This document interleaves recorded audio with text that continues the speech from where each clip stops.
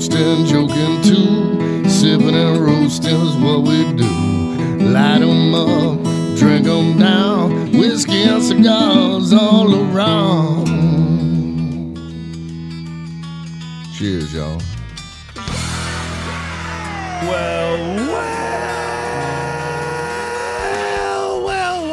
That sounds like a party about to begin. Welcome, ladies and gentlemen, to this fine radio program, podcast, and video extravaganza, known internationally as the world-famous Smokin' and Toastin'. Our program is all about craft beer, fine spirits, and hand-rolled cigars, and let's get started. It is show number 342, which puts us precisely halfway to 400. Thank you for doing the math. I appreciate it. I got you. We are excited about today because we're going to be checking out something that just has really got my interest peaked, and yours as well. Yes. I would imagine. We're going to be tasting premium expressions from Jack Daniels. Everybody's familiar with the old number 7. Yes. But we're going to be going up the line a little bit here and tasting some premium expressions because Lauren Dacy, brand ambassador for Jack Daniels, is in the studio with us. Welcome. Yeah, thanks for having me. Thank you for coming in. This is really, I already took a peek at what we're going to be tasting, and I'm already really excited because some of this stuff looks like it's going to be good. So I'm looking across here. I don't think I've tried any of these expressions. well, good. So I'm super excited to Very seldom do we get a show where neither of us has ever tried any of the things we're trying. So today, at least with the spirits, could be the case.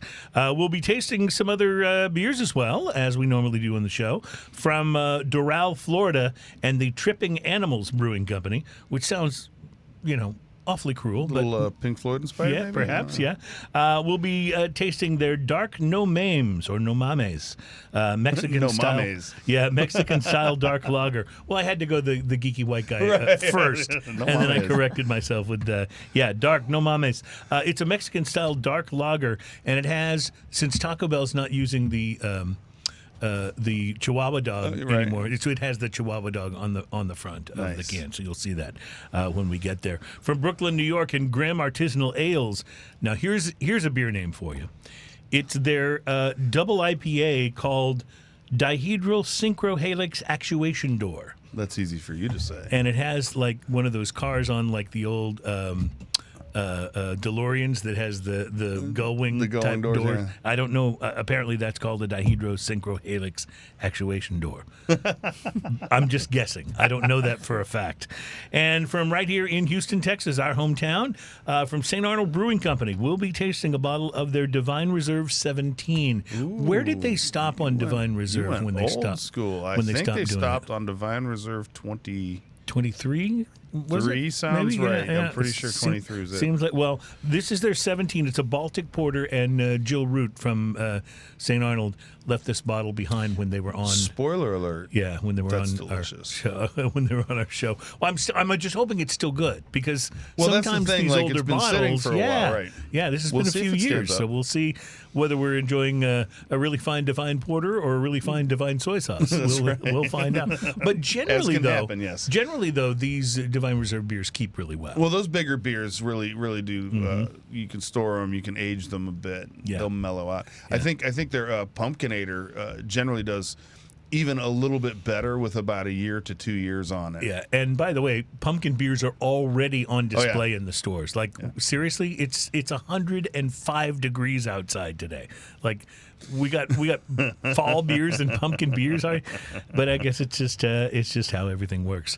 We'll be talking about some cigars that you might want to watch for, and the multiple brands. You may find this interesting, that actually are producing Costco's Kirkland craft beers. I don't know if you ever have bought any of the craft beers at Costco. I have never, but I've had the Costco Scotch, and how was, single malt whiskey. And how was that? Questionable. Yeah, I was going to say I'm always curious about their craft beer, but always a little afraid. Their lower ends were quite not good, and then their more aged expressions were questionable, but drinkable. You may remember Walmart did this with craft beer. We never could find it, and then it was gone. Like apparently, it was a failed experiment that they yanked off the shelves. No one goes to quickly. Walmart for like a great beer selection. Plus, I think some of the beers were like 3.5% and stuff. Like they weren't. It was like they weren't It's even all trying. Oklahoma beers. Yeah, right, exactly. Like they weren't even trying. So, and we'll also be bringing you, of course, as we do every week now on this program, because it has become, unexplainably popular, our segment called Drinking News, where we bring you a story from the news that's probably best enjoyed if you've been drinking. By then we will have. Oh, yeah. So our Drinking News teaser headline for today is, you broke into where? And so we'll get to that coming up on the program right now. Plus, we are going to be tasting, as I mentioned, all these Jack Daniel's expressions. I'm really excited about that. And as if all of that weren't enough, I brought us a mystery beverage today. The mystery beverage. I've already there needs to be poured it for you. a mystery beverage jingle, I think. Maybe you Like can just come a up with short some. ditty of some sort. Maybe it could be something like the old Scooby-Doo theme, like the Mystery Machine, only the mystery beverage. We were talking about Scooby-Doo just before the show started. I'm going to have to get a wah pedal for my ukulele. There you go. That would be awesome. So I poured everybody a small cup of this mystery beverage. It's red. It's very red. reddish It's purple. ruddy, if you will. Look at it. It's almost purple. And sometimes the mystery It beverage looks is like a beer. cranberry. Sometimes it's not a beer. In this case, It smells like a beer. yes, looks a little like a beer. It smells beerish. Give it a taste. Doesn't taste beerish. No. Is it cranberry? Because it tastes. I think you're close, but not right on it. Is it a cider? Almost. It's Is it like it's some kind of mead-ish thing because there's a honey aftertaste. Tell me what you think of it first. Do you like it? This tastes a bit like one of the Meridian Hive meads that I've had before. It comes in a can. Yeah. And they're actually pretty drinkable. This is not turning me off. Yeah, I wasn't sure at first. I like the berry taste for sure. What do you got there? You are drinking a Skull and Potion Black Cherry Mead. Now, see, I brought a black cherry mead in, and you didn't even want to get close to it. I know, but that's because you're the guy that brought that mead that smelled like it had It died. was pretty awful smelling. Yeah, it was really terrible. I couldn't. It was one of those things. Can I see that can? It was one of those things that once I got the nose on it, I couldn't bring myself to actually sip it. But Who this makes this? I actually like. Do you It's a remember light the, nose. Do you remember the brand of that mead that I brought in? It was actually made. Yes, it was Southern Star. Well, no, the brand wasn't Southern Star. It was made by Southern Star for this company. Oh, gotcha. But it was. I mean, this thing was pretty awesome. Like, you cracked the can, and everyone was like, And what's crazy "Oh." is I've never Pungent. had anything from Southern Star that wasn't good. I know. Until this. But that's not the case. This is Skull Are and you Potion. sure? Because this is, by the way, brewed and packaged by Southern Star Brewing Company. Is it really? See, I didn't So see this that. looked familiar. I'm wondering if this is what that other one was supposed to taste like. You mean you're thinking maybe we got a bad one? I'm thinking maybe there was a bad batch, but I'm pretty sure that this is what I brought in. This is very drinkable. This is very drinkable. This is what I Pleasant. kind of expected when I bought this. Yes. So I will have to go back and research that and do an addendum on that Well, next week. my wife brought this home in one of those little sampler packs she does for me sometimes when she goes to the grocery store, and that's where it came from. And I was like, "Oh, this would be I'm gonna search good that mystery episode. beverage for the show." I'm going to search that episode and figure out if this is what I My brought. God, that was so 'Cause awful. It was like It you was- wouldn't even try it. It was, and I tried Malort, right? More than once.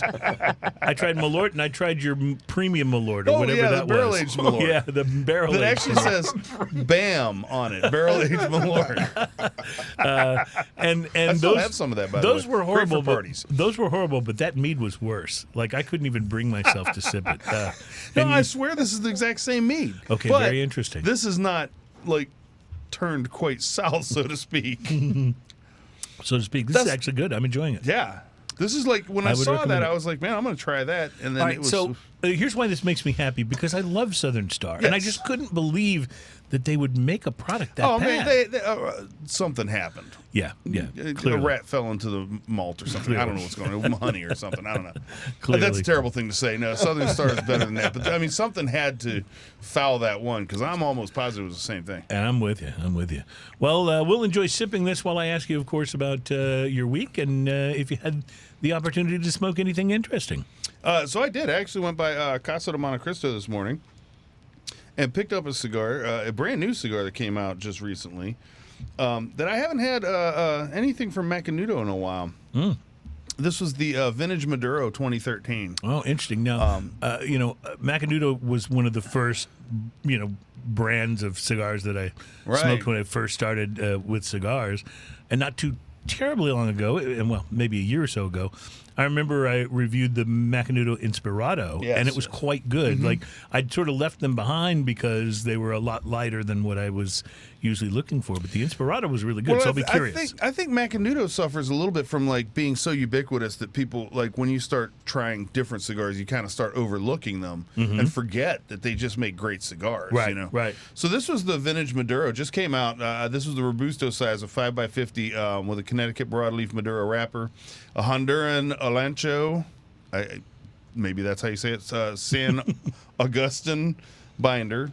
The filler's a bunch of stuff. It's Brazilian Matafina, Nicaraguan Jalapa, Piloto, Cuban Seco, Piloto, Cuban Ligero. It's a lot of good tobacco. That's a lot of and all the ones, all things that I love. The appearance on this Macanudo band, a beautiful red and gold band on it, Vintage Maduro band underneath that, and a 2013 footer at the bottom over a cedar sleeve. So almost this entire cigar was covered by bands and bands.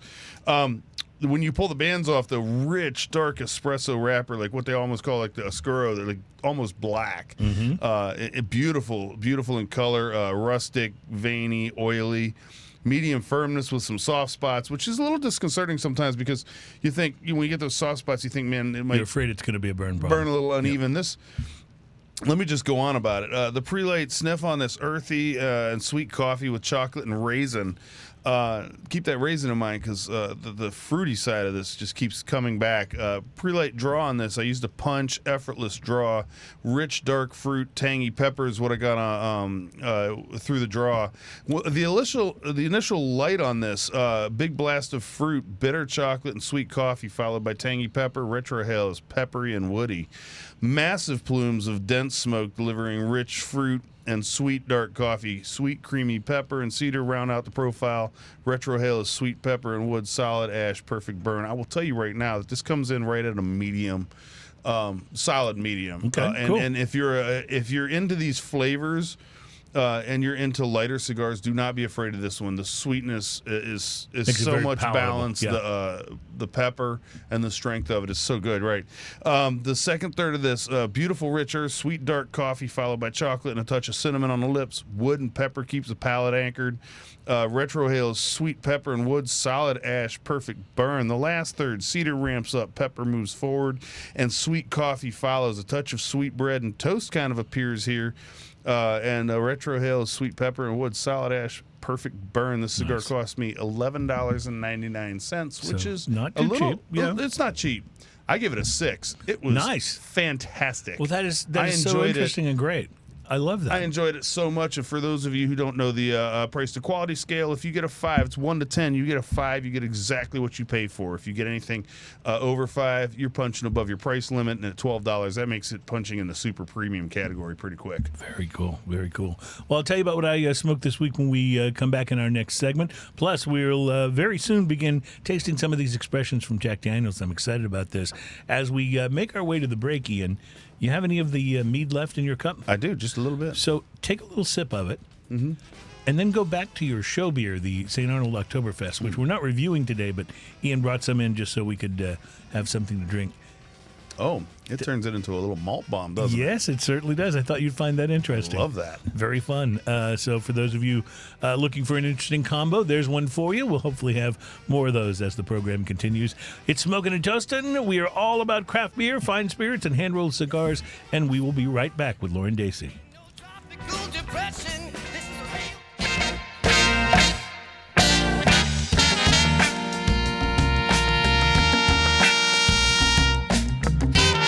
Welcome back. It's Smoking and Toasting, our show all about craft beer, fine spirits, and hand-rolled cigars. And hello to all of our broadcast partners out there. We are so glad you guys have joined us on the... Wait, I've been waiting to say this. Are you ready?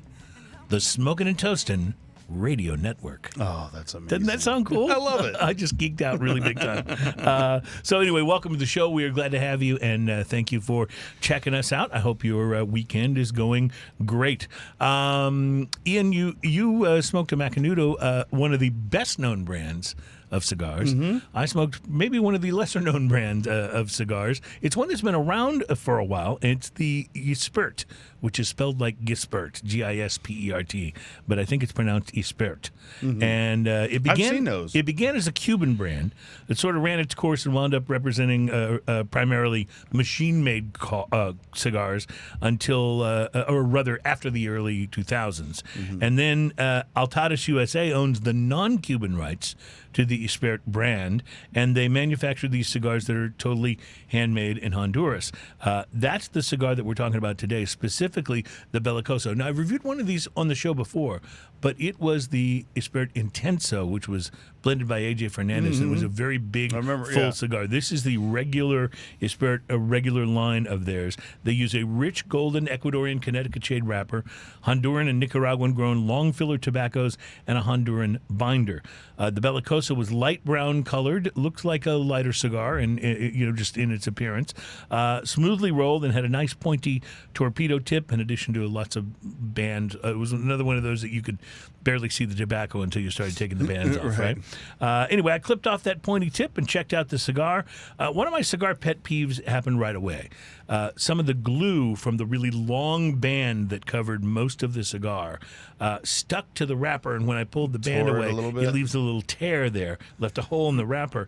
So I thought, well, we'll see if the Gispert smokes past that without any problems or not. Sometimes it works out just sometimes fine. it'll be fine. Sometimes it's not so good. Pre-light was nutty and toasty with a little bit of sweetness that reminded me of banana bread.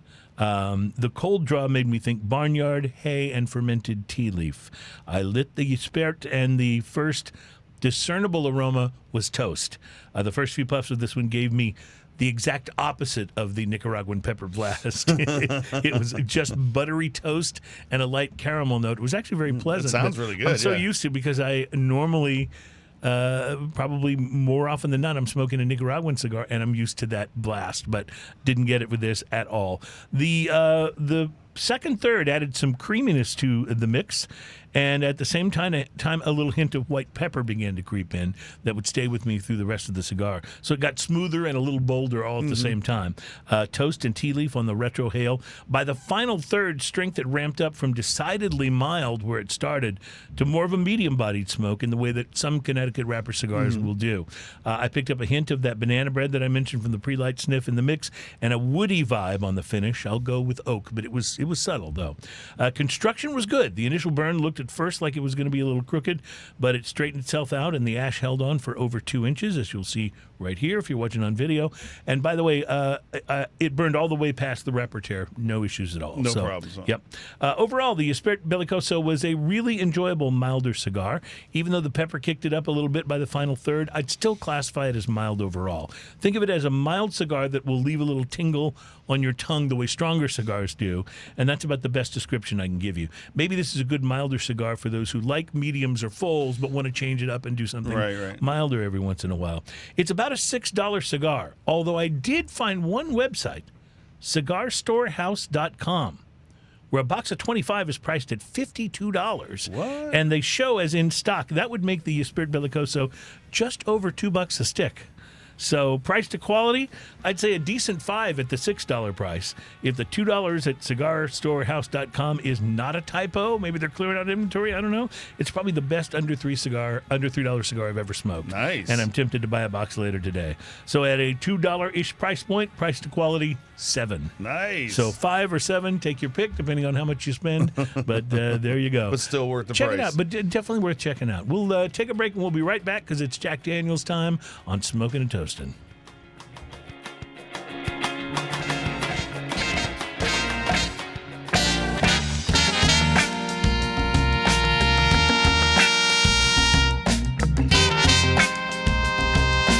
Welcome back. It is Smoking and Toasting, show number 342. Cigars, spirits, craft beer, and we'll be getting to some of those spirits in just a moment with our special guest, Lauren Dacy from Jack Daniels. Before we do, though, I just wanted to see if I could debunk a little something that's been apparently getting a lot of attention on TikTok. Something that's been bunked? Well, yeah, right. It's been bunked. We'll try to debunk it. Noted. No, the idea is, and apparently there's all these TikTok videos on it because who knew, that using a Brita water filter and pouring cheap liquor into it, right? Like bottom shelf liquor. Dear. Yeah. That it actually improves the taste and the quality of the liquor. Or does it just take out flavor? In fact, that seems to be the case. And an author named Allison Arnold published something on delish.com, which I have to tell you, I almost didn't share because I'm afraid that's a Rachel Ray website, and I just can't stand Rachel Ray. But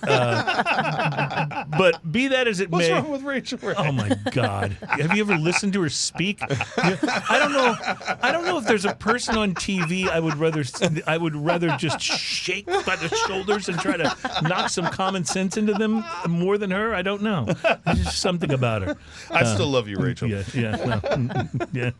I think it was who's the guy that passed away that did all the travel chef shows. Anthony Bourdain. Anthony Bourdain, yeah. I remember seeing him once. He said, there's all kinds of falsehoods in the restaurant business. There's this, there's that. There's that Rachel Ray's an actual chef. There's so I'm not alone in my.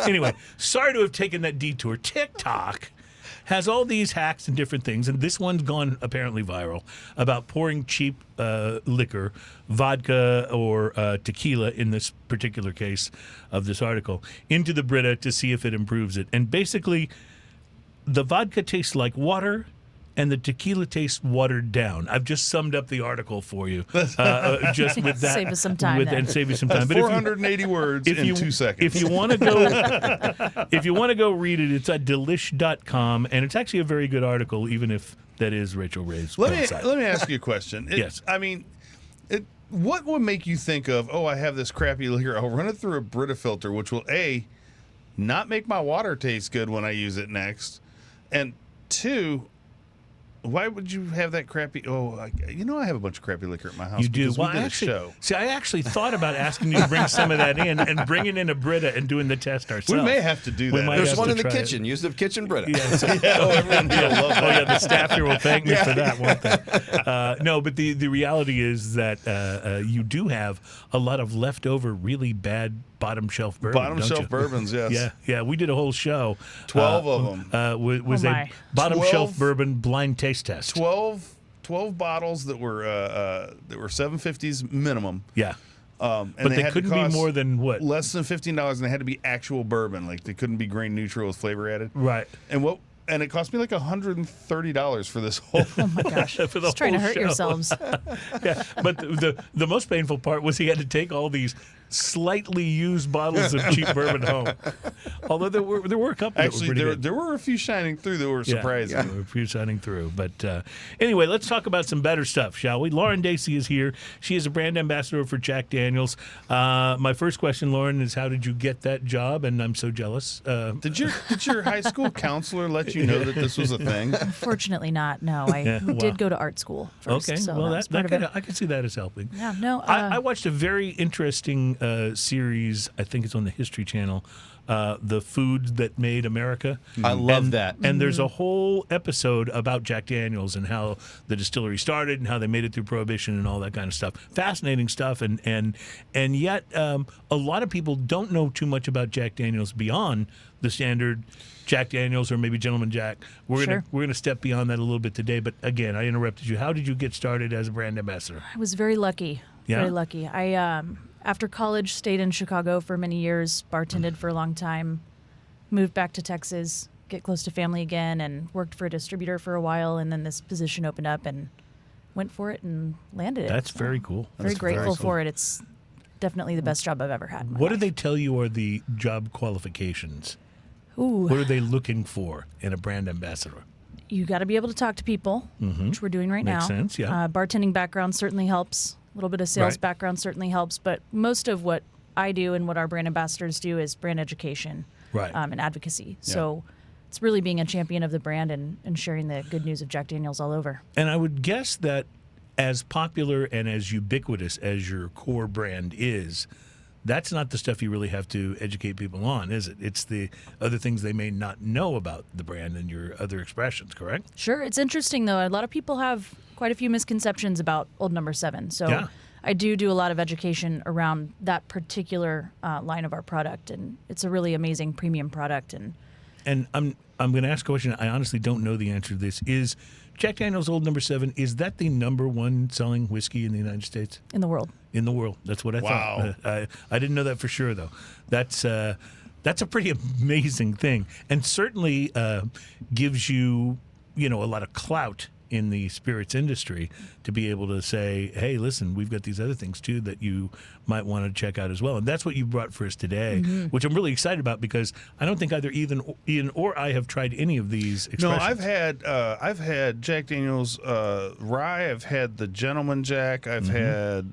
I like the the single rye. barrel one above that. There's those are the ones I think I've had. Yeah, I like the rye a lot. That's probably my favorite Jack Daniel's expression that I've had, but I haven't had any of these. So. Yeah, we'll get to our newest rye in a little bit, which will be Cool. exciting. I'm Cool. excited about that. That's really exciting. I like the rye. Well, I like the spicy. You have already poured one for us here. What is this first one that you poured? So this is a newer release from the distillery. This was released last year, and part of what we can do, because our distillery is so large, we can kind of experiment, and that's what this Bonded series line is all about. Experimenting and stepping forward more into the craft space before we're hitting that single barrel tier. This is something right in the middle that you can cocktail with. And what we're tasting in our glass right now is the Jack Daniel's Bonded Tennessee whiskey. Bonded Tennessee whiskey. And by the way, I have to say, these are the cutest Glencairns I've ever seen. Either Tiny that or my babies. hands are huge. Do you ever do that when you're on an airplane with those little bottles? I am the amazing colossal man. These are regular sized bottles. This is delicious. This is you mentioned it's great for mixing, but this on its own is fantastic. It's sweet. It's got this great like charcoal like bite on the back end of it that much like when you drink a beer and you have that little hop snap on the end, it kind of cleans up the palate. This has that little charcoal lingering, and it's really you're nice. Absolutely right. That's exactly Yep. what it is, and it is very pleasant. Yes. It just gives you that little. Yeah, I it's just a had me little some something, whiskey. and it's sweet up front.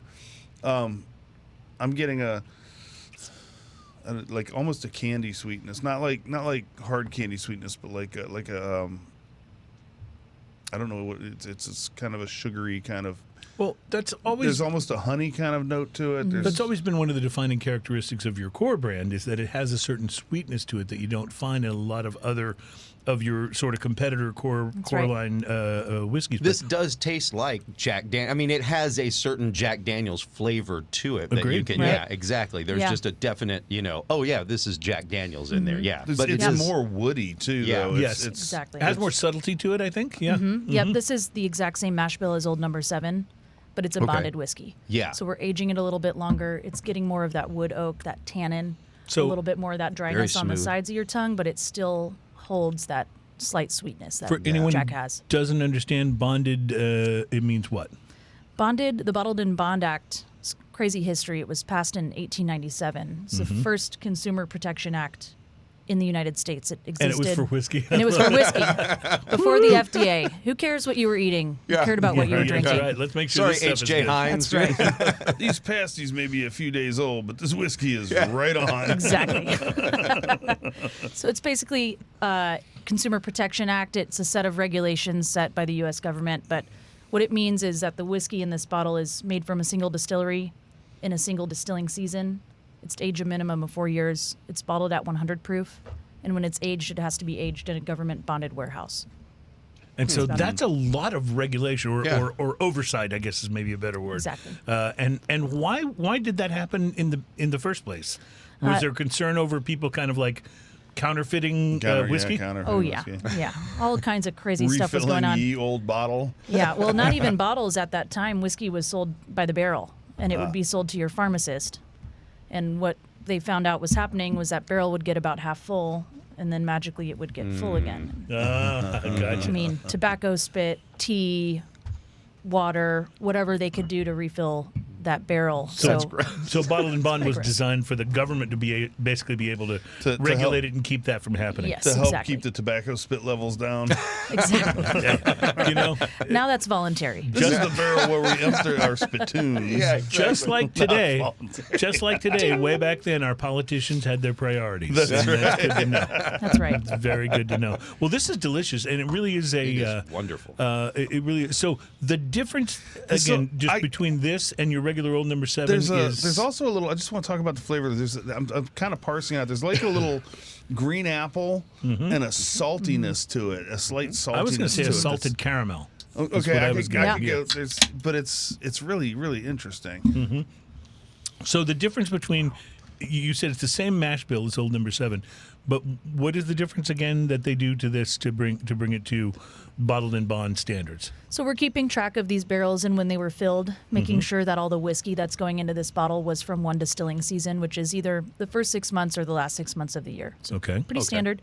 And these barrels also in our rick houses are coming from kind of those middle to top floors, so it's getting a little bit more heat exposure, a little bit more intensity from the barrel. Okay. And of course, bottling it at 100 proof instead of 80 proof. Instead of 80. So, well, I have to say, I think it definitely takes it a step forward in subtlety and in flavor, and it just, I really like.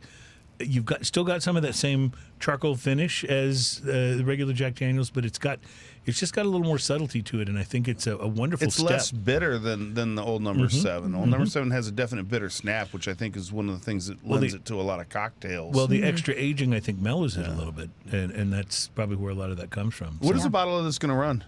Right around $30, $35 for a 1 liter. So very reasonable. Not, For a 1 liter even? Yeah, Okay, not so much stepping over up, premium. Yeah. Wow. Yeah. So stepping up a little bit into the $30 range, and you're getting like a it. vast jump in the overall complexity of it. I agree. Definitely good stuff. We're also going to be trying a beer in this segment, and I passed it over to Ian, and you can see the Dark No Mames. Dark No Mames, and you can see the No Mames. the Chihuahua dog on the The Chihuahua with the eyes. yeah, you gotta love it. Yo quiero, He's having a good time. The look he's given. Right? yo quiero cerveza. Love it. Yeah, so this is a dark Mexican lager. For those of you who I thought Mexican lager was like lighter and golder. Think of like Negra Modelo, for example, Right, is an right. example of a dark Mexican So, lager. brewed and bottled by Tripping Animals Brewing Company, something Avenue, Doral, Florida. Doral. I don't know how to say this. Doral, I but believe. Doral. Yeah, and if you're a good old So canned in 6/11/23, so this is not too far out. The first thing I say is something I don't know if I've ever said with a Mexican lager before, and that's that it's kind of a chocolate bomb. Chocolate, a little coffee too. Yep, definitely a little bit of I coffee. don't think I've ever Which, had. again, you expect with like a porter or a stout or something of that nature, but this is... Well, it's Mexican style dark lager, so I guess there's some different flavors in there. Coming in at 6% too, so it's 6%. So most of your standard paler Mexican lagers are going to be around 5%, maybe even a little less. So. I have to be honest. If I took a sip of this and you didn't tell me what style it is, I would think it was a much thinner porter. Agreed. I wouldn't know. I would never know that it's a dark Mexican lager. It's The interesting. It's chocolate really and nice. coffee notes are very It's porter-like. really, it's really nice. It's like having all those bigger notes without the bigger mouthfeel. It's more of a refreshing mouthfeel. I would say I like this better than a Negra Modelo, which sometimes is what I will order if the menu choices are a little bit limited. But they have a Negra Modelo. I'll go, that'll work. Which, by the way, let me soapbox for just a second. I want to encourage you guys who love great beer to continue this crusade that I'm on. Take up my mantle and run with it. When you're at a restaurant and they don't have, maybe it's even an expensive restaurant. Sometimes it is for me. Yeah. And they just have gone the lazy way out with their beer list. Yeah. Always make sure you complain. Don't be a jerk about it, but say, hey, I just want you to know I would come here more often if you would improve the beer list. I would love to have You a know? choice that isn't straight off the AB InBev list. Exactly, that's my point. And here in Houston, we find that it's basically you'll find the usual macro brews, a couple of the Carbach craft type beers, and then they feel like they've covered their bases. Especially in the nicer restaurants around the area you live, because if they don't have a craft brew that is literally walking distance, Right, the guys could there's walk two a of them case over of it there, over for three you. of them if you Yeah. want to take a bicycle. Exactly. Exactly. Yeah. And which, by the way, I was Four over of them. I forgot about Frosttown right over there too. That's right. By the way, I was over at Equal Parts So good. this last week. Lager beer. Did you get that What- slow pour lager beer? Yes, and it's wonderful. It's amazing. It's yes. wonderful. So we'll talk a little bit more about that coming up. Plus, we have more Jack Daniel's expressions to try. Drinking news is still on the way, and the World Beer Cup winners have been announced. So we'll try to get to that news for you coming up. Nice.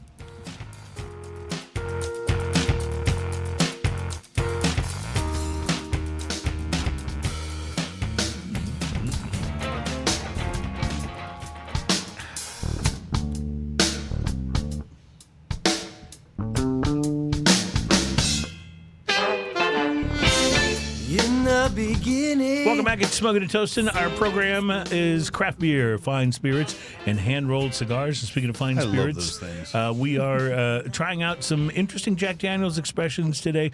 Lauren Dacy, our brand ambassador from Jack Daniel's, is with us. Lauren, what is your territory? What areas do you cover? Just Texas. Just So Texas, okay. I live in Austin. Most of what I do is there, but do come down to Houston and up to Dallas as much Cool. as I can. We appreciate having you here. I assume Jack Daniels is going to be found everywhere. So Right. your job is going everywhere. Like every bar is going to much. have it. So, but do you have an issue getting some of the next level Jack Daniels getting in a bar, or is that mainly what you're doing a lot? Here and there, you've got to find the right place where it's going to work. Right, I want right. to stick them with something that's going to Right. collect dust, right? Right, so right. it's Sure. about finding the right play and making sure this is something that their guests are going to be excited about. They're excited to serve. Do you find that because your core brand is so ubiquitous, I mean, everybody knows about Jack Daniels, do you find that in some of the, let's say, more more expanded whiskey bars that have got all this variation, do you find that there might be a little snobbery against trying some of your other stuff, or that people maybe don't even realize that you've got other more more premium expressions as well? Yeah, it happens. I think because of our size, we're taken for granted a little bit, and that's what this whole line is about. And every single bar I call on, every person I've tasted these on is really excited about them. So It's like you talked about with your Macanudo that you did Right, in right. the So- review. It's easy to sleep on that because you think It's you know what everywhere, yeah, all it's Macanudos ubiquitous, are. yeah. Every shop has them, and yet here was a real gem that you gave. What did you give? 6, yeah. give a 6 to Six that, at a yeah. $12 cigar. Yeah, that's a pretty big deal. That's I will something be buying you more of really those. enjoyed. So that's a thing. Yeah. And so I guess the message here is don't sleep on these other expressions if you're someone who maybe generally goes for something a little more nuanced, a little more interesting. There's some very interesting things happening here, and I think you poured us another one. What is this one? I have to did. tell you, like, if you could make a cologne that just smelled like this, Yeah. I would be very popular with the police, I think. Yeah, But, you probably would. might get you into some trouble. Yeah. but Smells this great, though. Smells Oh, it amazing. is wonderful, It's so isn't it? good. There's so much going on here. It's a little floral. It's a Yes. little honey. It's a little. Little caramel, I think. Yeah. So what's in your glass right now is the next extension of the bonded line. This is Jack Daniel's Triple Mash. We found out that we have created the first blended bonded whiskey. Oh. So it's called Triple Mash because we've blended 3 different mash bills into this bottle. So obviously, the last one we tried was the same mash bill as Old Number 7. Right. What are the mash bills in this one? This bottle is about 60% of our rye mash bill, which is a 70% rye. Okay, so that's why I'm getting the spiciness. Yep. It's about 20% of what we just tasted in that bonded bottle. Okay. And that last 20%, an extra secret, something that we've been producing for a long time that we never told anyone Just about known as until now the is spice. American single malt. Yeah. Nice. So this, I was not expecting at all what happens when you take a sip of this. The first sip of this is round and sweet and buttery. And then And then the rye comes you in. swallow, and then you get this rye spice, like Yeah. on the middle to the back of the palate, and that rye spice is still lingering on my tongue right now. That's pretty special, and it still has that little charcoal snap at the end. That's very signature. It really right. does. So this is very interesting, and it's a blended whiskey, which I think, to me, that is almost more interesting than the single malt, because the blended whiskeys is like it's about going for this flavor, going for this particular combination, and balancing that out to get it just right. I think that's amazing. This is what retail was. What does this cost? 35-ish mark. That's amazing. This, I'm 35 to this will 40, be, depending this will on be where. on my shelf. As a $35 whiskey, that's amazing. Like this one's so interesting to me. Like the complexity of it shines through, and the honey. It's like I said honey earlier, but it's fresher than honey. It's like there's a floral note to it as well. That like it's more like the bees in the meadow than the honey for it itself. to be this rounded and balanced, and still have that complexity kind of under the surface, is what makes it so interesting. Because we've had all these wonderful, really high proof whiskeys that we've sampled on the show. They've got all this complexity, but they're not quite this drinkable. This to me is like much easier because of the honey and the sort of round flavors that we were talking about. It's just much easier to drink. And not that those others aren't interesting, they're very interesting, but this is pretty interesting too. And especially at that price. This one has a little bit bigger mouthfeel to it as well, although it leaves almost nothing on the side of the glass. It's not what I'd call particularly oily or anything, but it has a little bit bigger mouthfeel than the last I one. think my glass may have some sort of a problem because I don't seem to have as much left. It has evaporative properties. There's a hole in the bottom. Maybe something wrong. Definitely in the top. All right, we have to take a break, and we also have to say goodbye to our 1 hour people. If you are at one of our affiliate stations that is only bringing you 1 hour of the show, we thank them for doing that, but we invite you to check out the rest of the show on YouTube, Facebook, or Instagram. You can find us anywhere there. Just look for Smokin' and Toastin', because we got another good hour coming up for show number 342. We'll be right back.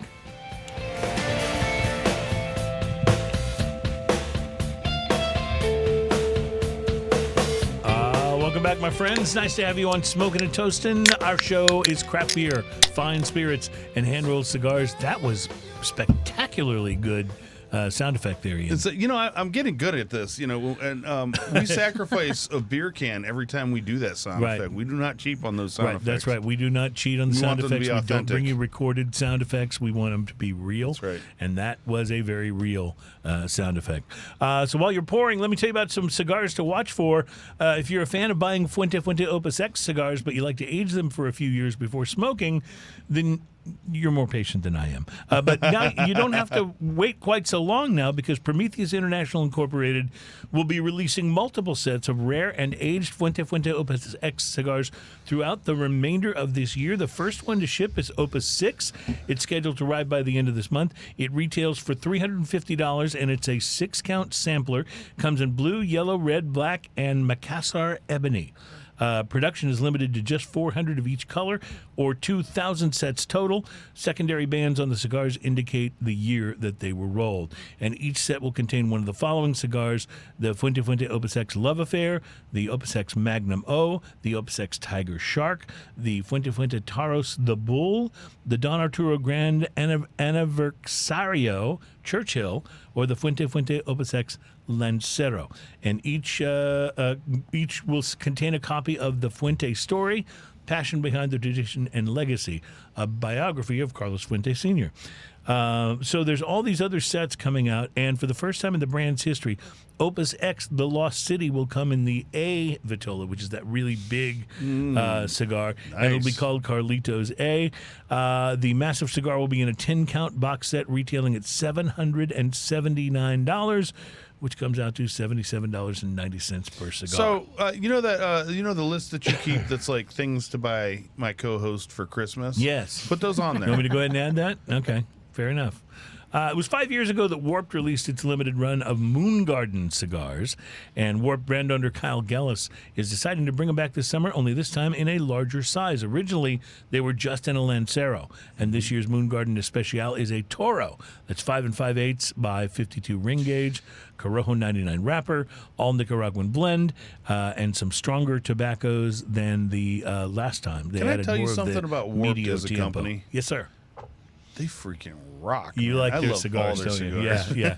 The Moon Garden's made in Nicaragua by Aganor Salif, which you're also a fan of, so I'm not surprised that you like these guys. And it consists of tobacco all grown by Aganor Salif, so there's that. Only 1,000 boxes are being produced. These will be 20-count boxes. The cigars will be $16 a piece. So these are not inexpensive cigars at all. And let me tell you about this last one. The first of 3 cigars celebrating the 20th anniversary of my father's Don Pepin Garcia has arrived in stores. Of the trio, the cigar arriving on shelves now is the one that doesn't come in a humidor packaging.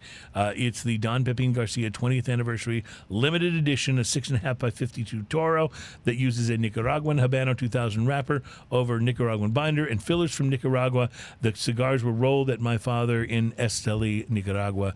The MSRP is set at $40 per cigar. Seems like all of these cigars we've been telling you about, these new things that are coming, these Pricey. are all extremely pricey. Very high as premium, everybody's working the super high premium end of the scale. Even Rocky Patel, we talked about this last week, is releasing his first $100 cigar. It's like, so I'm just wondering, like, It's real difficult for me to justify a $100 Right. cigar unless you buy it for me. right? Okay, so outside of somebody giving you one, can you think what are the circumstances that would lead you to go, you know what? I'm going to buy and smoke this $100 cigar. You found a $100 bill as you walked into the cigar that. shop. I love There that. you That's go. a good one. That's a good one. I was about to say maybe you're in Vegas, right? And you just walked away from the craps table with a whole bunch of money in your pocket you didn't think you were going to have. And it's like, rather than go back to the table and lose this, I'm going to have a $100 I'm going cigar. to burn it Exactly. instead. Yeah. Straight up burn it. Yeah. You You're gonna can't lose it take either way. that away from Exactly. me. Yeah. That's right. Well, that's one of the reasons I decided to start collecting cigars, because I used to collect all kinds of things, books and DVDs and statue things and whatever. Then you had to move? Yes. Every time you move, you have to box those up and take them with you. Yeah. Cigars, guess what? You burn them. They go away. It's a great That's thing right. to collect. I love It's it. a revolving collection. I absolutely love it. So anyway, that's interesting. I find all of this, fascinating and interesting about all of these super premium releases. But I wonder, I guess their thought is, if they sell one of them, that's like selling a dozen of their cheaper price cigars. I don't know. Anyway. I mean, the question is the tobacco so expensive as that? Is the production of it so expensive as that? I don't think Or it's are you that. creating a false premium on it? And, I think- that's not a bad thing. So don't misunderstand, even though I say that, false Yeah. premium. Are you creating that exclusivity, if you will? Is that Well, a sure. nicer way of saying Well, it? sure. Well, think about it And with people do it in spirits with all the like time. spirit, Oh, yeah, sure, with spirit absolutely. expressions. There's some of those, $200 plus spirits that probably did not cost the distillery the equivalent of what the retail markup is. It's marked up that way to make a statement about the implication of the quality Yeah. of what that spirit is. Sure. And it's it's just interesting. I remember some things obviously are about cost. It costs more to age longer, so anything you get that's aged longer is going to be more expensive. But in the case of some of these things that are, I saw a tequila the other day that was like $900. It's like, okay, what about it is worth almost $1,000? I love a good tequila, but really, $1,000. yeah. I mean, maybe if we keep doing this show long enough, one day $1,000 to me will be like spending $20. We're going to have to do the show a very long time, my friend. That's all I have to say. A very long time. But, you see, like, some of the rap stars buying the, super expensive bottles in the clubs or bottle service and stuff. So I guess it does happen, True, but there's also an image that I think a lot of those the rap stars and people in that public eye are trying to upkeep as well. Sure. So in some ways, being that kind of outland, I mean, think about Flavor Flav and those Oakleys that used to go over the top of his head. Like you You're have not to be gonna sell a whole outrageous. bunch of those. Right? Yeah. You have to be outrageous to just be outrageous. Yeah, your $6,000 bottle of champagne. Basically, your entire prospective market is P. Diddy. That's right. Outside of that, nobody's buying that. You know what I mean? Don't Sorry. forget Jay-Z, too. Yeah, well, I know. And by the way, I know his name's just Diddy now, but I can't leave off the P. Is that It's what just it too is good. these days? Yeah. Well, He changed it Several again. times. it's just Diddy now. Yeah, okay. Just Diddy now. But yeah, and hey, at least it's not as bad as Kanye. Now his name's just Ye. Pretty soon his name's going to be just Ye. Yeah. Hey. Yeah. What sound does a Y make with no other with no vowel? E. Anyway, all right. Let's get back to the heart of the program, shall we? And that's tasting these amazing Jack Daniel's expressions. So I got to say, you wowed us twice for under $35, and that's pretty impressive. Fingers crossed. Yeah. And do it again. So I just did some research on this. I like when you do research. And first off, the smell is fantastic. You can smell the ryeness of it. It is, and that's RYE, not with a W. But you can smell the ryeness of it. You can smell the spice right off the bat. But on the initial palate, the spice is big on the nose. This has got such a bizarre experience going on. It's like a chocolate bomb with rye spice backing it up. Fascinating. It is absolutely, and it's a buttery chocolate too. It's a very interesting flavor going on. I just want to say we've tried a lot of whiskeys on this program. We're at show number 342. It's not whiskey every week, but that's still a lot of whiskey. Did 15 in one show once. No, this is the rye that's not available yet, but will be coming out. That's right. So this is the next in the bonded series. Should be available around September. It's a bonded rye. Call me when I need to stand outside the door. It should be around the same price point as the bonded and triple mash. Somewhere buy in 30 to 40 of these. range. The $30 to $40 range? Are you serious? This is one of the craziest ryes I've ever tried. It really is. And I was just about to say, we've tried so many whiskeys on this show, so many in all kinds of price ranges. I got to say, this is as complex as anything I remember trying in a long time. This is a chocolatey rye. I can't get over that chocolatiness of it. And how well it works. You would think that chocolate and spice don't necessarily work together, but in this case, they absolutely do. You know what goes oddly well with a rye? Is an IPA. That's right. And there's something about the spiciness and the hoppiness that work really well together. And so this IPA that we're trying today, I have not tried this. This is from Grimm Artisanal Ales in Brooklyn, New York. And it is the Dihedral Synchro-Helix Actuation door. It's a double IPA. Show that can so you'll see what I'm talking about. I love the can. Yeah, the can is fantastic. Yeah, so it's like one of those cars with the gull wing doors on it. And it's really artistically rendered there, too. Yeah, it's kind of a It's going back to the future. It's, very futuristic. Wow. I love how this works with the rye. So, I'm not sure that I'm tasting the beer by itself right now, but it goes so well with the rye. It does. Yeah. It's like, Best it really friends. does. No kidding. It's really quite I'm good. sticking to the beer a little bit. This is fantastic IPA, by the way. I didn't know how this one was going to go, because sometimes when you get into these double IPAs from some of these specialty breweries, they're using very bizarre hops. Which I love the experimentation. This is but brewed with sometimes all the latest tech, theolized yeast, phantasm, and advanced hop products. Accelerate, it says. Keep cold, drink now. Was Coming in at Phantasm an ingredient? They just had the movie on repeat. Yeah. Exactly. like, what is actually happening in that movie anyway? Like, does anyone knows? actually understand that movie? No, we don't know. And I mean, that's like Aliens Prometheus. Like, no one knows what the heck's going on at any point in time. That's totally true. You're trying to put it together, right? You've seen the other movies. You're trying to link it, and your brain's just not making Like, the what is connection. happening? Yeah, somehow. I don't know what that is.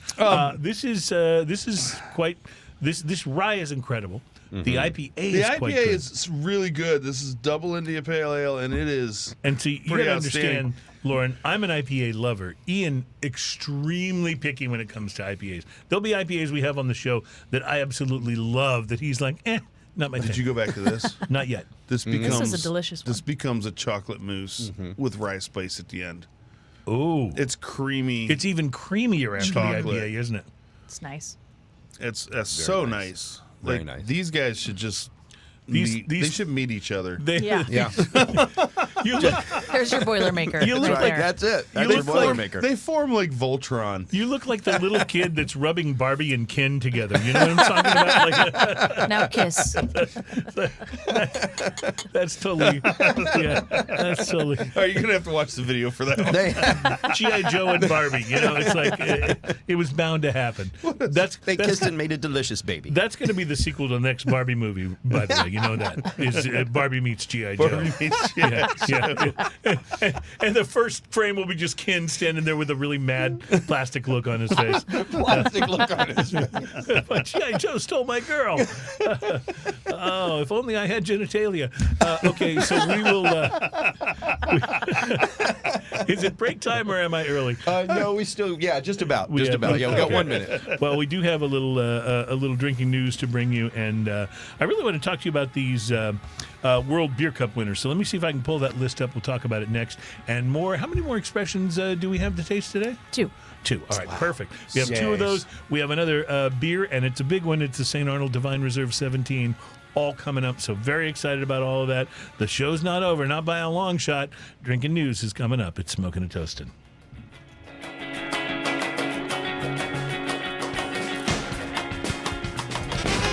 Welcome back. It's Smoking and Toasting. Our show is all about craft beer, fine spirits, and hand-rolled cigars. Lauren Dacy is our guest. She is the brand ambassador for Jack Daniels. Lauren, I'm sure, or I would be willing to bet at least, that Jack Daniels has shelf space in probably every liquor store in the United States. It's a good bet. Yeah. I'd take that bet. So I get that happens. Do you have to fight it all, though, to get shelf space for some of these other expressions that aren't your main Old Number 7 brand? No, I don't think so. I think, especially in the retail market, people are so excited. Collectors are so excited to try whatever new is coming. So usually the opposite, especially this next one we're going to taste is a special release. So it's something that retail, of course, eats up right away. People are collectors. They're excited to have it.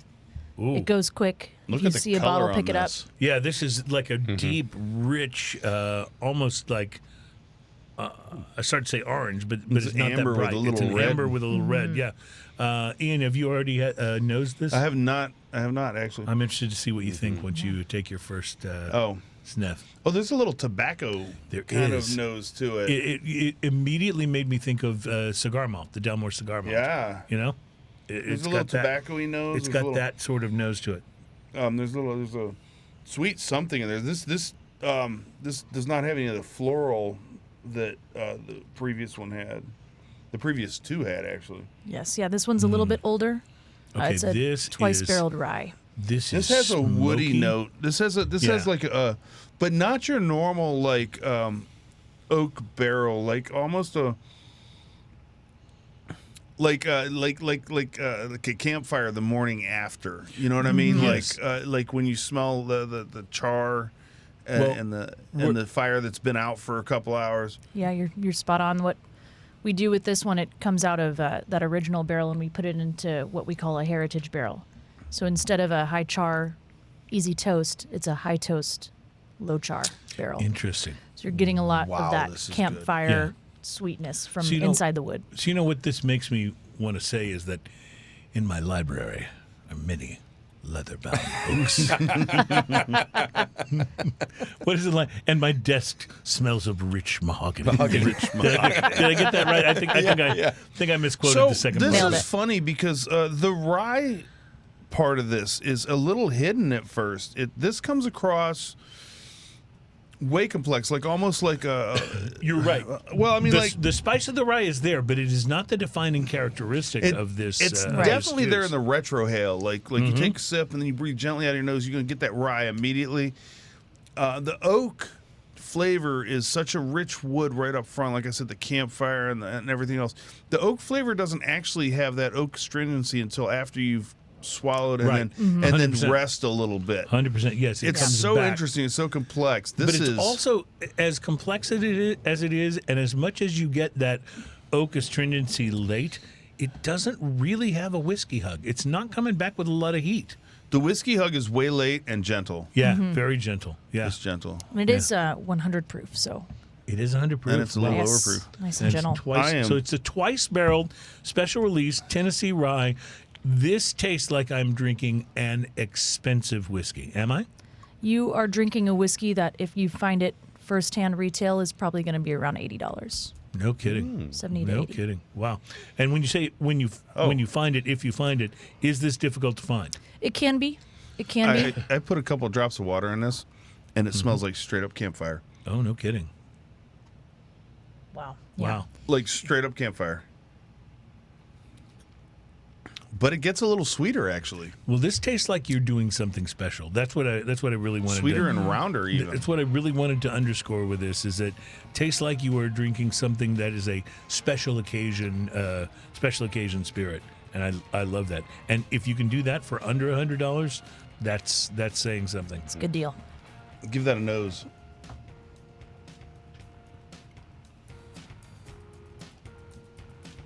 Oh yeah. It gets a little bit more cinnamon too on Yes, the end. totally adds to the cinnamon. Wow, that's amazing. Drinking news is next, so I'm glad we've been imbibing. Smoking and toasting.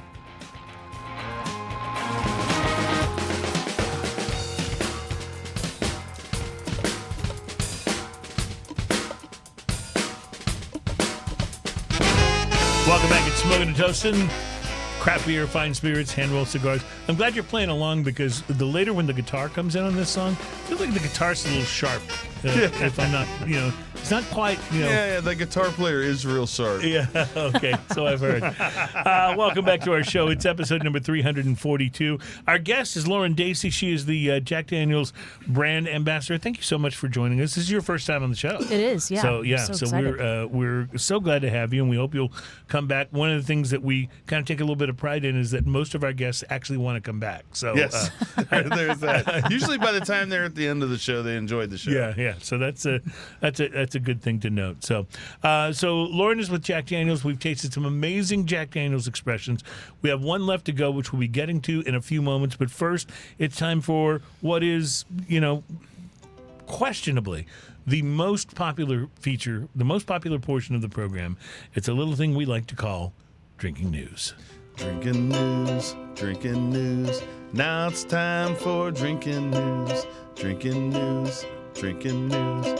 Now it's time for drinking news. A Florida man with one arm said he had a gator for a pet. When asked about his absent arm, he said, I had to take my gator to the vet. drinking news, drinking news. Now it's time for drinking news. Cheers, y'all. Well, as we go about the process of sifting through news stories for just the right ones to bring you here on Drinking News, we see constant reports of criminals getting caught because of things they didn't know.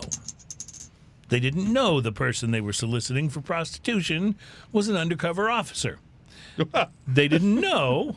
I suppose there's that, right? They didn't know they were selling drugs to an FBI informant. They had no idea the house they had chosen to break into and burglarize belonged to an off-duty cop who was there at the time.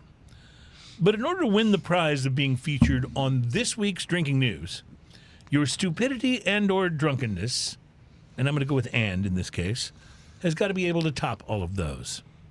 Can we do that? Yes. Well, let's see. But in order to, we have to take a little Challenge trip. accepted. We have to take a little trip, and I'll bet you know where. Oh, where are we going with this? That's right. It's the story of a drunken Florida man. Florida man. A Florida man who began his evening of criminality by jumping the fence of the south parking lot of the Naples Police Department. Oh, well. Wow. Okay. And in this case, he did know about the cops. The building was clearly marked police. And when he got over the fence, he immediately hid by ducking inside an unlocked patrol cruiser. He sat in Tell me he got in the back.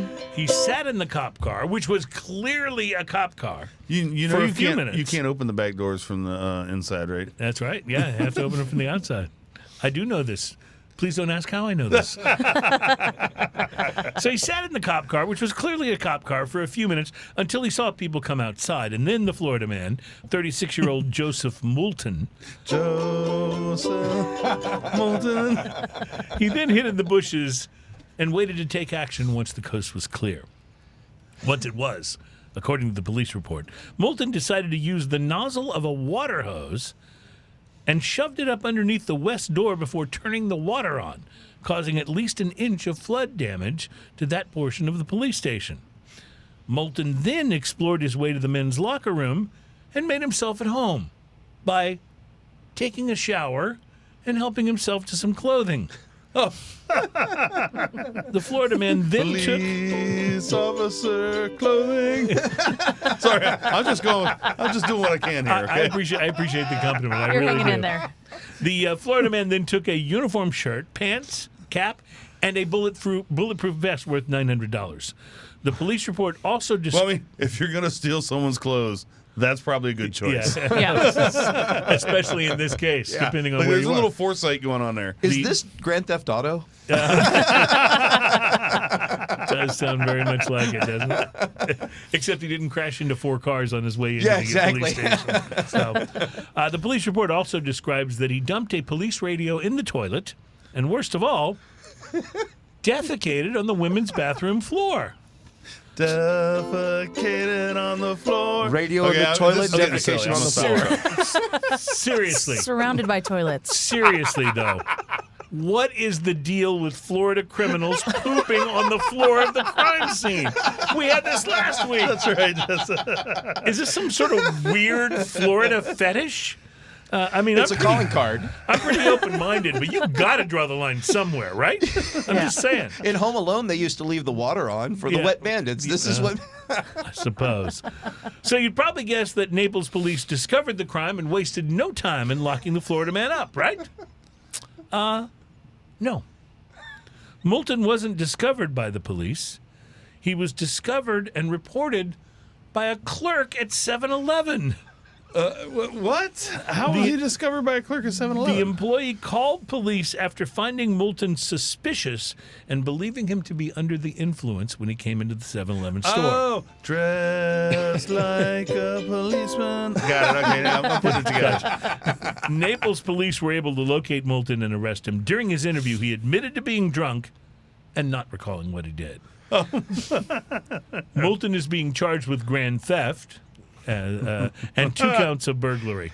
One moral of the story. If you're drinking, stay as far away from police stations as you possibly can.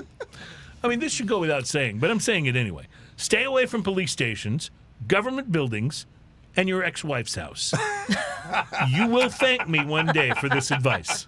Common sense. But the other moral to the story, if you're going to break in, try somewhere besides the police department. Most people work to try to stay out of the police station. Actually breaking in That was his thought. No one's going to suspect that. It indicates you may have some serious psychological issues, and society most likely needs to step in before you decide to breed. In the case of our Florida man, he was most definitely allowed to return to the scene of his crime, except this time he wasn't allowed to leave until he posted bail. Did he, go on the floor of his cell? Not that I'm aware of, but this story is still developing. Yet. We'll keep an eye on this from our Eyewitness News team. Reporting live from 7-Eleven, where I'm a little nervous because I got an unpaid traffic ticket and the clerk at the register is giving me the evil eye. My name is Cruz, and that is your Drinking news. That's our time for drinking news. Cheers, y'all. All right. Well, thanks for your participation in the ritual that we call drinking news. Love it. By the way, these stories are from legitimate news sources in the sense that there are legitimate news sources, but I'm just saying they're not from parody sites or The Onion or just some random TikTok video. These are things that have been actually reported by news stations and news outlets and newspapers. So, Real police reports. yeah, Yeah, police just reports, exactly. Google Florida man every Wednesday. And Their website's just 100% dedicated to Florida. And you'll man. have a good idea what we're going to be talking about the next week, because it's all I would say 80% of the stories are from Florida. Yeah, at least. Yeah. Right. Do you think that Walt would have said, yeah, Florida's a great place for Disney if he would have known what was going to become of Florida and the Florida man? I mean, like places like Anchorage just don't have as much interesting news, right? We're never going like Anchorage, man. Like it just doesn't fit. It doesn't flow in the way, Can you imagine? Poughkeepsie, man, it doesn't work. It doesn't. You're right. Florida's where it's at. It's almost like that ditty was written for the Florida man. Can you imagine that famous statue of Walt Disney reaching out with Mickey Mouse on one side? with if on the Mickey's other hand. side was Yeah, Florida man. Florida man. disheveled dude. Just a standing drunken Florida man there, can bottle in his stand up. hand. Yeah. It's time for an update. Absolutely love it. Our show is called Smoking and Toasting. We come to you every week on whatever radio station you're listening to, or you can find us on YouTube, and you can find us at Facebook, and we're on all the podcast sites if you want to. I enjoy listening to our show while I'm on the treadmill because I've been trying to do more time on the treadmill lately, trying to get back. Get back into the groove of it. I bet your downstairs neighbors love that. Oh, well, fortunately, there's a treadmill in my building. Oh, I can gotcha. go use at the gym. But yeah. It's not just in your living room going stomp, stomp, stomp. But as Ian likes to point out, our show's also good for putting on in the background while you're, Yeah, having put it on. romantic Create time. the mood. Turn the lights down a little bit. Yeah. I mean, Always good. it works for me and my wife. When drinking news comes up, it's like the, Listen to the dulcet tones of my voice. That's right. It's a way you should always Thanks, go. Chef. I miss Chef. Remember Isaac Hayes got pissed off Yes, because he did. Because they made Scientology jokes or something, and he Yes. left the show. He left, I yes. miss Chef. Wow. Chef was my Chef favorite. yeah. Ooh, children. Gonna lay you down by the fire. I have to tell you. So I have to tell you a quick story. I was in New York a number of years ago for some kind of like thing where I was in radio at the time, and I'd come in to see some artist. And I was staying at a hotel. I was living in Boston at the time. And when I got up, because I was flying out the next morning, I got up the next morning, and it was starting to snow, or they were saying it was about to start snowing. And I was like, oh man, I got to get to the airport. I don't want to get snowed in. I want to get back to Boston. So I real quick get everything ready. I go down, I check out of the theater. I come out, I grab a cab. I get in the cab, and I'm like, I need to go to the airport. So the cabbie's driving me away, and right as we pull out from the airport, the snow starts just swirling around us, right? It's like one of those like movie moments almost, and he's got the radio on, and at that time I think it was WBLS in New York, but Isaac Hayes was the morning guy, and the song ends, and I hear Isaac Hayes, I hear Chef on the radio as I'm riding away from the hotel going, it's coming down, children. And it was like the coolest New York moment I ever had. It was so awesome. I just wish I could have been like recording with video or something at the time. It would have been so cool. awesome. But that's a true story. That's awesome. Okay, we are way off track All here. right, you so know what I let's- love? What do you love? Whiskey. Okay, are you drinking whiskey? Yes. All right. So Yes. maybe Lauren should tell us what we're drinking here, Lauren. Dude, okay, you're going to love this. I haven't tasted it yet. You're going to like it. Oh. So first off, this is so different from everything else we've tried. The finish on this is so different. The right up front is Wow. sweet, floral. You can get the tequila-ish. All right. So you mentioned tequila. This Kinda is notes. Tell us about this that we're drinking now. So what I've brought you is a very special bottle. You cannot buy it anywhere except for at the distillery and a few select retailers in Tennessee. Okay. But they sent me a bottle, which is cool. I wanted to bring it to y'all. This is from the Jack Daniel's Distillery series. This is number 11.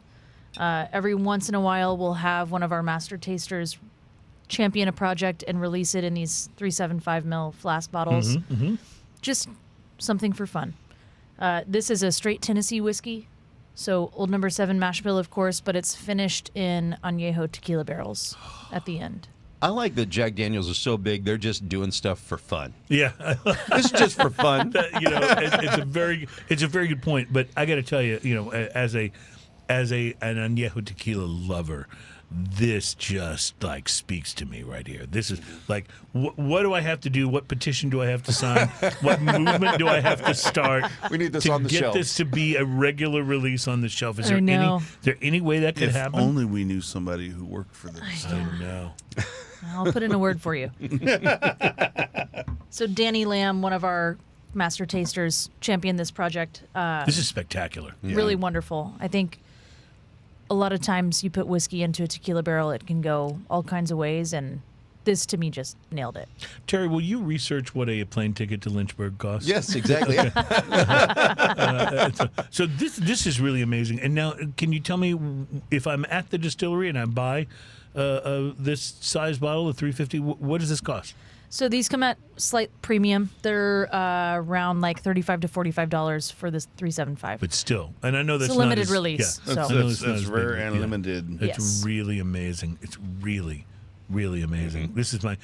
I've loved everything we've tasted today, but this is far and away my favorite. This I'm is not really sure about fantastic. it. I may need some more to be able to tell for well. sure. This bottle might be empty in a few I minutes. think we know someone. It who might be has able to help it, with it that. has distinctive evaporative qualities. Yeah, I've noticed that. Yeah, this one seems to have evaporated quicker. Pretty than, quick. Than anything we've tried today.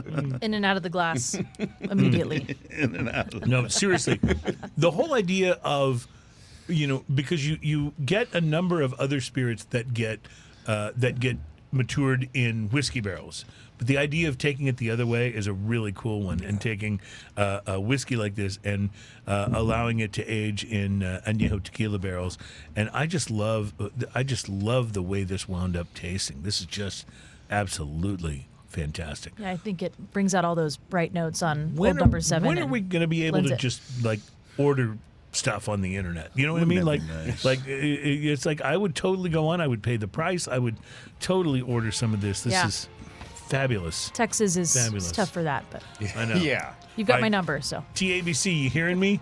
We need this. This is important. Think this is about good. this. Christmas is coming. Make us Look happy. at all the taxes you will make on this. Oh, I know. It would be amazing. All right, I'm going to pour some. You got to hit them in the money, right? You got to be like, "This is you will be able to tax this." We'll be back to close out the show, and we still have to taste our Divine Reserve number 17. So we'll have a busy segment when we come back. It's Smoking to Toasting.